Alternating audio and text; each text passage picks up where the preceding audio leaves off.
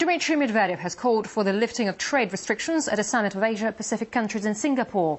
The Russian president also said the financial crisis has taught countries to work together against common threats. 21 countries are taking part in the meeting, and RT's Dmitry Medvedenko has been following the event and joins us live from Singapore. Hello to you, Dmitry. We know President Medvedev has several meetings planned on the sidelines of the summit. Can you tell us more about these? Yes, Russia's President Dmitry Medvedev had a bilateral meeting with the Chinese leader Hu Jintao. Not much detail has been revealed as to what exactly they were discussing, except for the comment by the Russian president that their talks were productive and that they managed to discuss the most important aspects of bilateral relations and global problems. When it comes to tackling the economic crisis, Russia and China agree, for example, that the role of the dollar should be reduced. But on the other hand, they disagree on one aspect, that is how to continue with anti-crisis measures. For example, Hu Jintao says it's still very important to stimulate demand and to provide cheaper loans, whereas Dmitry Medvedev, at his keynote address to APEC leaders, said this Saturday morning, said that it's very important to start thinking about exit strategies out of anti-crisis measures, that they soon have to be wrapped up. And both of them agree it's very important to tackle protectionism. For more on that, here's a report that RT produced here earlier in Singapore. It's become the new mantra of developing economies, the P word.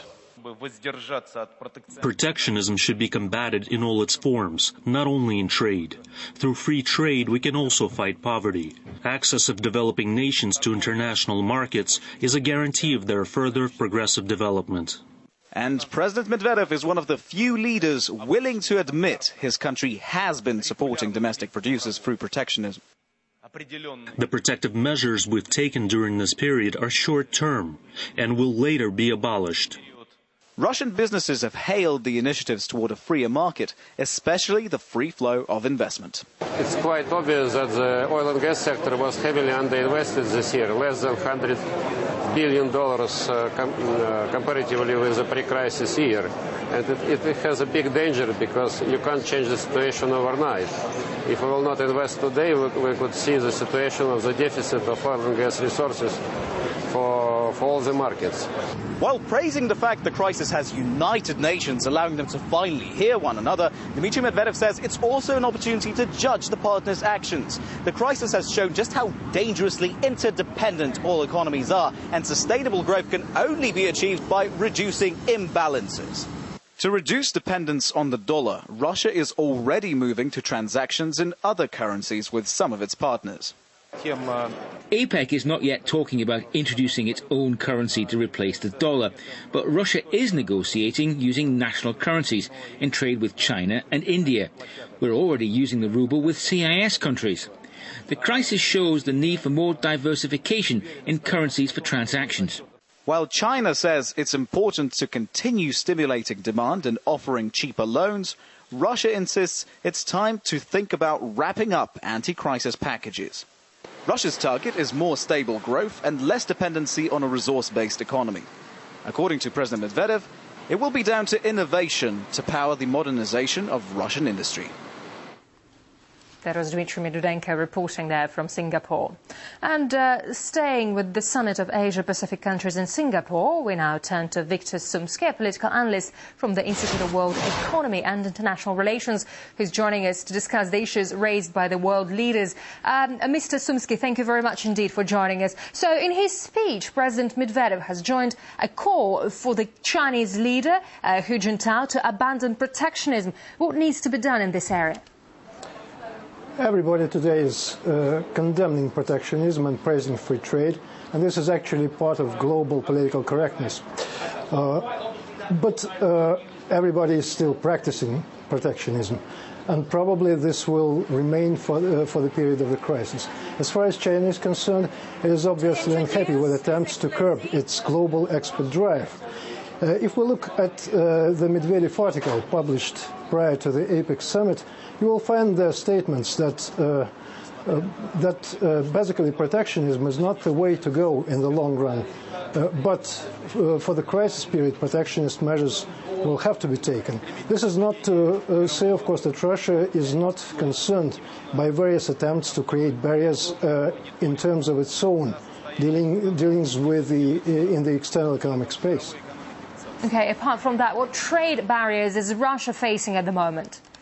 You know, technically and narrowly speaking, Russia, as an exporter of oil and gas, is not facing any serious trade barriers. But if we look at the problems in a wider way, of course, attempts to curb, for instance, North Stream and South Stream pipeline projects are kinds of barriers in trade, politically motivated barriers. If we take the example of General Motors denying the Magna Sberbank consortium the opportunity to get a stake in the Opel car maker, this is another example of barriers, of politically motivated barriers in external economic interactions. But of course, we may also mention what I may call self-imposed restrictions on trade, because Russia's major problem is lack of competitiveness on the international, on global markets. From your point of view, is the end of crisis in sight? Are we seeing signs of recovery? If we listen to what the APEC financial ministers are saying, it is not. As you know, they have declared that there is still more need to practice financial stimulation policies. Dmitry Medvedev, as well, in the article that I have already mentioned, says that the times of ordeals in the world economy are continuing. Yeah, and do you think developing countries can have a greater role to play in the world economy? I think they already have it. Look at the composition of G20 countries. And alongside the G8 and European Union, you have there Argentina, Brazil, China, India, Mexico, Turkey, Indonesia. So almost half of the G20 is developing countries. I think it's time to talk about a certain category of developing countries. Both China and India, in terms of their per capita GDPs, are developing countries, but their impact on global economy is already tremendous. And WTO is largely stalled in its Doha round of negotiations because of the unwillingness of developing countries to subscribe to liberalization measures on which the developed countries are insisting. All right, thank you very much for sharing your views with us. Viktor Sumsky, political analyst at the Institute of World Economy and International Relations.